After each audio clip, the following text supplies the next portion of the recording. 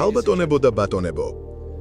წელს ფიზიკისა და ქიმიის დარგში ნობელის კომიტეტებმა აღიარეს ხელოვნური ინტელექტის ახალი ფორმის დრამატული პროგრესი, რომელიც ხელოვნურ ნეირონულ ქსელებს იყენებს, რათა ისწავლოს რთული გამოთვლითი ამოცანების გადაჭრა. ხელოვნური ინტელექტის ეს ახალი ფორმა ადამიანის მსჯელობაზე მეტად ადამიანის ინტუიციის მოდელირებას ახდენს და ის საშუალებას მოგცემს შევქმნათ უაღრესად ინტელექტუალური და მცოდნე ასისტენტები. ისინი გაზრდიან პროდუქტიულობას თითქმის ყველა ინდუსტრიაში. თუ გაზრდილი პროდუქტიულობით მიღებული სარგებელი თანაბრად გადანაწილდება, ეს იქნება საოცარი წინსვლა მთელი კაცობრიობისთვის. სამწუხაროდ, ხელოვნური ინტელექტის სწრაფ პროგრესს მრავალი მოკლევადიანი რისკი ახლავს თან.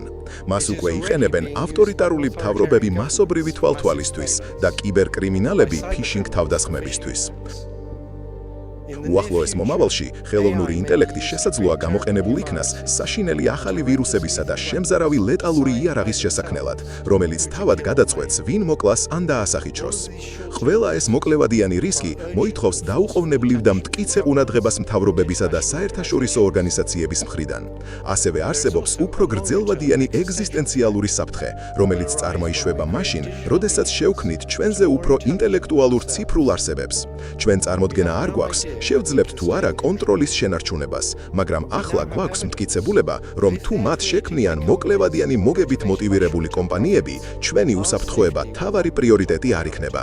ჩვენ სასწრაფოდ გვჭირდება კვლევა იმის შესახებ, თუ როგორ არ დაუშვათ, რომ ამ ახალ არსებებს კონტროლის ხელში ჩაგდება მოუნდეთ.